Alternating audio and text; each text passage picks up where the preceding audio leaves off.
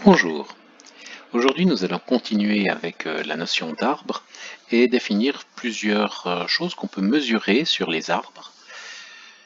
D'abord, dans ce qui suit, nous allons juste considérer des arbres enracinés. Et différentes grandeurs que l'on peut mesurer sur les arbres, ce sont la longueur, par exemple la distance entre deux sommets, qui est la longueur du plus court chemin de ces sommets. Alors plus court chemin, ça veut dire qu'on ne revient pas en arrière.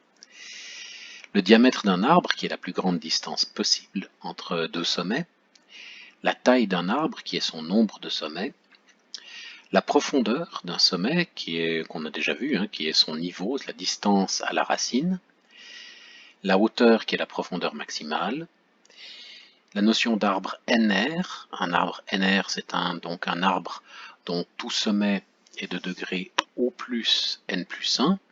Et donc, puisqu'il y a une racine qui est sans paire, elle est de degré maximal n, et tous les fils d'un sommet sont automatiquement au nombre de n. Un arbre NR strict, c'est un arbre dont tout nœud a soit n fils, soit aucun fils. Donc, si c'est une feuille, il n'y a pas de problème, ce nœud n'a pas de fils. Si ce n'est pas une feuille, ce sommet doit avoir exactement n fils. Donc on parle dans ce cas d'arbre NR strict. Alors il faut faire attention, il y a différents auteurs qui parlent parfois de complet, parfois de parfait, qui sont normalement des notions différentes, mais de temps en temps ces notions sont mélangées entre elles, donc faites attention à la littérature. Et la largeur d'un arbre, finalement, c'est le nombre maximal de nœuds dans chaque niveau. Donc ici, on a le niveau 1, là il y a 2 nœuds. Ici, dans le niveau 2, il y a 4 nœuds. Ici, 6 nœuds. Là, 8. Là, à nouveau 6 nœuds. Puis là, 2 nœuds. Donc l'arbre qui est représenté ici, c'est un arbre binaire, puisque chaque nœud a au maximum 2 fils. Et en fait, il est strict parce que tout nœud qui n'est pas une feuille, on parle parfois de nœud interne, a exactement 2 fils. Son diamètre est 11, le plus long chemin possible est 11. La hauteur est 6, on va jusqu'au niveau 6 ici avec ces deux sommets-là. Sa taille est 29, il y a 29 sommets. Et sa largeur est 8. Dans ce niveau-là, nous avons 8 sommets, 8 nœuds. Alors, parmi les arbres, on distingue d'autres arbres, des arbres ordonnés ou triés. Les notions ordonnées et triées, des fois j'utiliserai ordonné, des fois trié. Je sais qu'en français c'est plutôt trié, mais en anglais c'est plutôt ordonné. Bon. Alors un arbre ordonné, c'est un arbre qui a en fait pour chaque sommet, pour ce sommet-là par exemple, un ordre total entre tous les fils de ce sommet. Donc il y a un ordre, une façon de classer les fils entre eux. Généralement, on met le plus petit fils, enfin le premier fils à gauche et le dernier à droite. Donc voici un arbre ordonné. Et vous noterez donc qu'on n'a pas d'ordre entre tous les nœuds, mais seulement entre les fils d'un nœud. Dans le cas d'un arbre binaire, on a une structure encore plus précise, qui est la chose suivante, c'est que on a une notion de fils gauche et de fils droite. Et on peut avoir un fils droite sans fils gauche, comme c'est représenté ici. Ici, ce sommet n'a qu'un fils droite et pas de fils gauche. Alors c'est comme s'il y avait une place réservée pour un fils gauche. C'est très utile en informatique, quand on essaye d'implémenter un arbre binaire, on réserve automatiquement une place pour le fils gauche. Et la différence avec la notion d'arbre trié, c'est comme on ne connaît pas a priori la taille le nombre de fils, comme on ne connaît pas a priori le nombre de fils, on ne peut pas dire celui-ci est le premier, le deuxième ou le troisième, en l'absence, par exemple, on ne sait pas quel est le deuxième fils en l'absence du premier. Donc un arbre ordonné ou trié n'est pas un arbre où la place est réservée. Donc dans un arbre binaire, par contre, la place est normalement réservée. Donc ceci est un arbre binaire incomplet, il lui manque donc quelques fils pour compléter totalement l'arbre, avoir toutes les feuilles au même niveau. Et ça, c'est ce qu'on appelle un arbre complet, c'est un arbre où toutes les feuilles sont au même niveau. Des fois, on dit quasi complet parce qu'il peut manquer des feuilles. Mais normalement, on dit complet dans un cas où on a toutes les feuilles au même niveau. Donc, les arbres binaires complets, ici parfait, hein, un arbre parfait, c'est un arbre qui a toutes les feuilles au même niveau, mais en plus, le dernier niveau est complet, il y a tous les fils possibles. Donc un arbre binaire complet, et s'il n'est pas complet, on peut toujours imaginer qu'on le complète. C'est totalement déterminé, hein, la place d'un nœud est totalement déterminée par un mot en 0 et 1, où 0 représente gauche et 1 droite, et comme ceci, on peut retracer exactement les nœuds. Donc on a étiqueté chacun de nos nœuds de façon unique avec des mots dont la longueur est au plus P, hein, donc qui correspond à la profondeur P, et donc 0 et 1 correspondent aux ordres gauche ou droite selon que l'on veut aller atteindre un nœud ou l'autre. Par exemple pour celui-ci 0, 1, 1, 0 veut dire gauche, puis 1 droite, 1 droite. Donc on obtient ce nœud-là.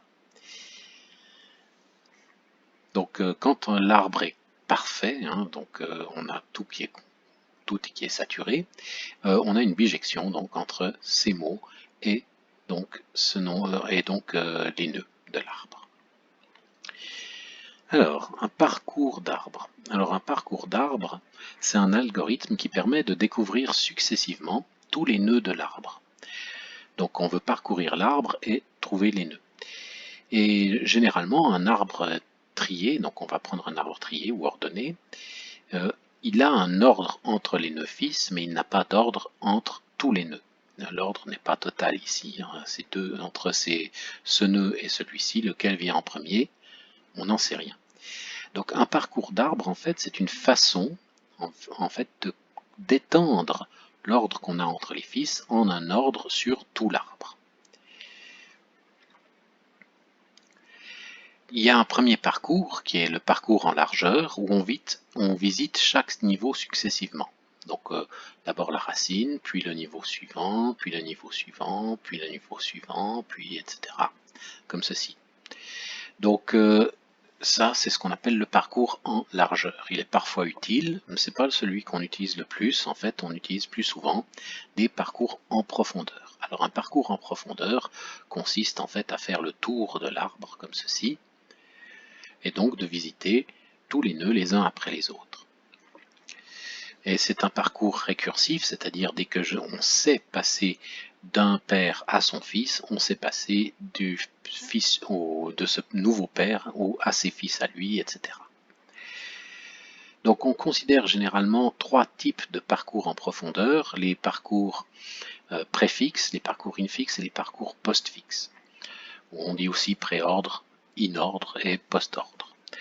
Donc la question pour nous est de savoir en fait, on visite bien sûr cet arbre, mais est-ce qu'on crache, est-ce qu'on donne d'abord le père ou est-ce qu'on donne d'abord le fils? Ou même si on se concentre ici, est-ce qu'on donne d'abord donc le père, puis ce fils-là, puis ce fils ici, ou d'abord le père, ou d'abord le fils ici, puis l'autre fils, puis le père, ou d'abord le fils, le père et le fils? Donc dans quel ordre on donne pour une structure comme ça le père? Où va-t-il se placer entre ses fils?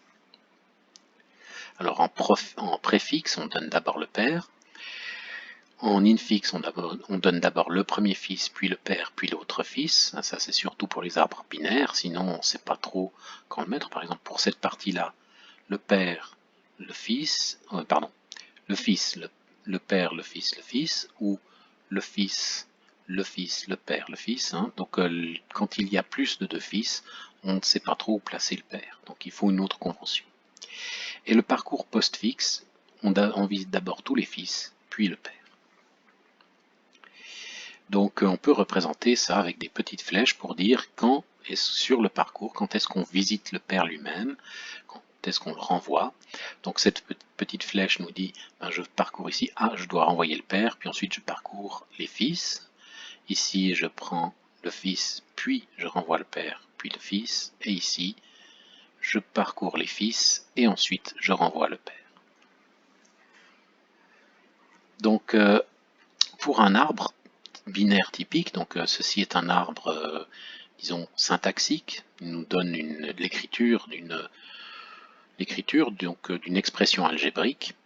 Le parcours préfixe, c'est un parcours qui correspondrait à ce type de préfixe-là qu'on rencontre en Lisp des fois, donc dans un langage fonctionnel. Le parcours infix, c'est le parcours usuel de la calculatrice dont on a l'habitude. Et vous voyez qu'il y a quand même des parenthèses qui sont assez inutiles, et ces parenthèses, on peut les supprimer, mais grâce uniquement aux conventions de priorité des opérations. Si on n'avait pas ces conventions, il faudrait garder toutes ces parenthèses horribles ici. Et le parcours postfixe, en polonaise inverse, où on donne d'abord tous les fils avant de donner le père, c'est un parcours où on n'a pas besoin de parenthèses en fait, parce qu'on sait exactement quel est l'ordre de ces opérations. C'est-à-dire on sait si l'opération est binaire ou unaire, etc. Et donc le parcours postfixe peut se passer de parenthèses. On pourrait faire la même chose avec un parcours préfixe, mais c'est un peu plus dur. Donc ceci nous permet de définir, de voir, disons, ces parcours comme étant des façons de lire des expressions. Alors, puisqu'on parle d'arbres binaires, ou d'arbres triés en général, on va voir quelques algorithmes sur les arbres, puisque ce sont des structures hautement utilisées en informatique. Ce sont des structures, par exemple, utilisées pour stocker des données, pour faire des tris, pour trier des objets. Tri par tas, c'est un tri qui est basé sur la structure d'arbres. Et on a aussi beaucoup d'objets en sciences, par exemple les arbres phylogénétiques, qui sont aussi des arbres qu'il faut parfois parcourir et implémenter informatiquement. Donc il existe plusieurs façons d'implémenter une structure d'arbre, et la structure fondamentale de toute façon c'est le nœud. Et on peut donner à un nœud plein d'informations, mais il faudrait d'abord lui donner des fils, des références au fils ou des références au père. Alors pour les arbres non triés, une référence au père suffit, mais c'est assez difficile pour les arbres triés parce qu'on ne sait pas comment les fils vont s'agencer entre eux. Donc pour les arbres triés, à chaque nœud, on donne une référence vers ses fils et en même temps on donnera un ordre entre les fils. Et cet ordre est tout simplement la façon dont on le stocke. Donc certaines structures comportent les deux types de références vers le père et les fils. Parfois c'est juste un peu trop lourd et pas nécessaire du tout. Donc voici un exemple où on a la structure où on a une information, ça serait un arbre trié étiqueté. Donc on a une information qui est portée par le nœud. Gauche et droite sont ses fils et parents, c'est son père. Donc on peut varier un peu cette structure si on veut pour s'adapter aux problèmes qui nous intéressent. Une autre jolie implémentation en Python donc, de la notion d'arbre, c'est d'utiliser ce qu'on appelle un default dict. Ce sont des dictionnaires par défaut, enfin des dictionnaires qui ont un constructeur par défaut. C'est-à-dire si on fait référence à un objet dans le dictionnaire qui n'existe pas, automatiquement ce default dict va construire cet objet. Donc ça c'est une très jolie construction où la notion d'arbre c'est simplement un dictionnaire par défaut où on utilise, au cas où il n'y a pas d'objet, en fait, on demande un objet qui n'existe pas, mais il va créer cet objet en disant ben, c'est lui-même, c'est un arbre. En fait on voit un arbre comme constitué de sous-arbres. Cette construction donc est très jolie mais elle est un peu dangereuse en Python.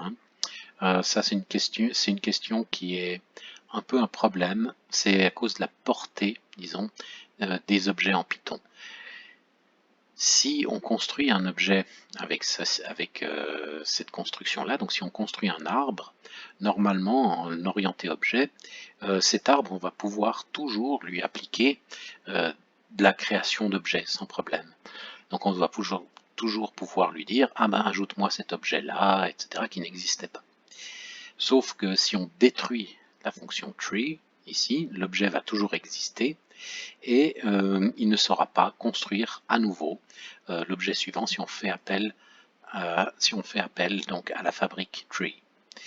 Bon, ça c'est un point de détail informatiquement, donc c'est juste parce que ceci est beau, ceci est facile. Pour les arbres non triés, c'est l'idéal. Par contre, il y a un danger, je me devais de mentionner ce danger-là. Donc il y a des solutions si jamais, vous pouvez chercher si ça vous intéresse. Alors cette structure est très utile, hein, typiquement pour les arbres phylogénétiques en biologie.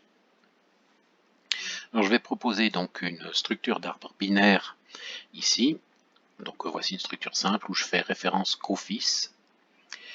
Et puis voici donc ce petit arbre syntaxique ici, hein, la somme de 1 et de 2, puis je multiplie le résultat par 3, qui est écrite en termes d'arbre. On peut rajouter donc pour faire du parcours d'arbre, on peut ajouter donc une fonction à notre arbre, la fonction traversal pre. Donc je vais faire un parcours d'arbre qui s'appelle un traversal en anglais, et ici préfixé. Donc je vais d'abord renvoyer le père avant de renvoyer les fils. Donc j'imprime l'information sur le père.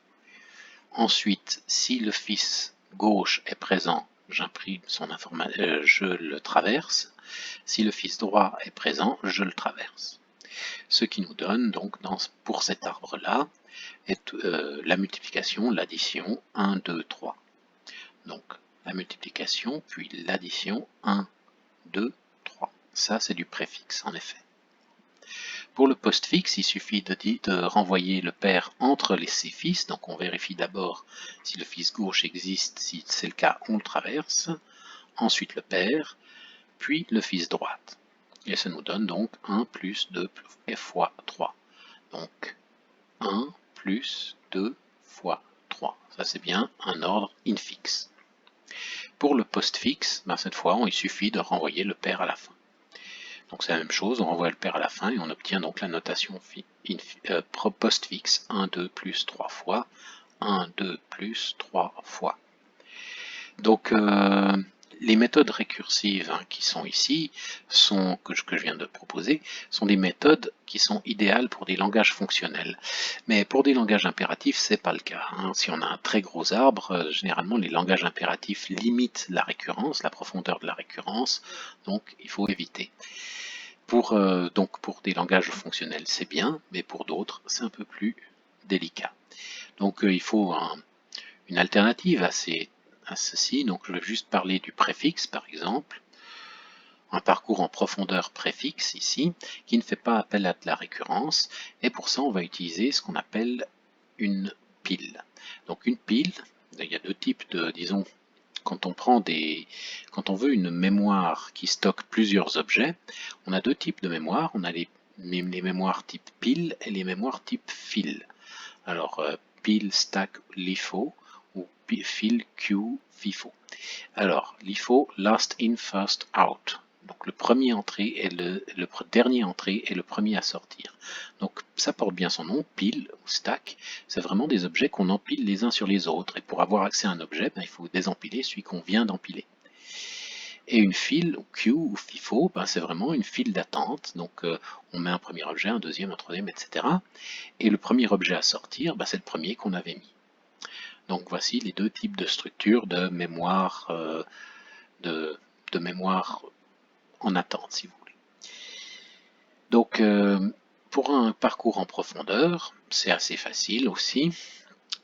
On prend une pile et chaque fois qu'on va rencontrer un objet, on va l'ajouter à la pile et puis regarder s'il a des fils. Alors déjà, s'il y a quelque chose dans la pile, déjà, on va regarder on va regarder cet objet et puis ensuite on va ajouter tous ses fils dans la pile. Puis ensuite, mais d'abord le droite, puis le gauche. Puis ensuite, on va continuer, on va prendre le dernier objet qu'on a pris dans la pile, regarder, le renvoyer, le visiter, remettre ses fils dans la pile, etc., etc. Ça nous donne bien un parcours préfixe ici. Alors, on peut le transformer en postfixe si on renverse ici l'ordre entre les deux. En préfixe, il faut visiter le nœud qu'on vient de désempiler après avoir mis le fils gauche, etc. Le fils droite, etc. Ensuite, pour un parcours en largeur, alors ce qui est bien avec cet algorithme, c'est qu'il suffit de remplacer la pile par une file et on obtient le parcours en profondeur. Donc je vous laisserai étudier ça, regarder en détail comment ça fonctionne, mais ça marche. Le plus simple, c'est de faire des exemples et faites un exemple à la main et vous verrez que ça fonctionne parfaitement. Alors, puis ces arbres donc, sont bien liés à des expressions algébriques, les arbres binaires. Donc une expression algébrique simple, c'est formé d'objets comme des nombres, des variables, des paramètres, etc. et des opérateurs, addition, multiplication, changement de signe, tout ça. Pour interpréter une expression, normalement on utilise des parenthèses ou des conventions comme la priorité des opérations. Mais en fait, une expression algébrique peut vraiment s'interpréter plus comme un arbre. Alors ça tient au fait que les opérateurs, généralement, des opérateurs simples, sont de deux types. Des opérateurs unaires qui ne prennent qu'un seul objet, et des opérateurs binaires qui prennent deux objets en entrée. Donc les opérateurs binaires, typiquement l'addition, la soustraction, la multiplication, division, puissance, la racine yème de x, et les opérateurs unaires, le changement de signe, l'inversion, la racine carrée, on sait que c'est un carré, donc il n'y a besoin d'une seule information, le cosinus, etc. Donc une expression algébrique simple, qui n'a que ces deux types d'opérateurs, correspond à un arbre binaire. Strict, si un arbre est strict, si en fait il n'y a que des opérateurs binaires. S'il y a un opérateur unaire, l'arbre n'est pas strict. Donc voici typiquement une expression algébrique, l'arbre binaire correspondant, et une autre opération algébrique qui est différente juste par ces parenthèses ici, et donc l'autre arbre correspondant. Et vous voyez que la structure d'arbre reflète totalement la structure des parenthèses, elle permet donc de se passer de la notion de parenthèse si on veut. Voilà donc pour ces arbres binaires associés à des expressions algébriques, pour les algorithmes, etc. Donc c'est une structure extrêmement utile en informatique. Il y en a partout. Et en mathématiques, on va voir que pour les nombres de Catalan, il y en a partout aussi. Voilà, je vous souhaite une bonne journée. À bientôt.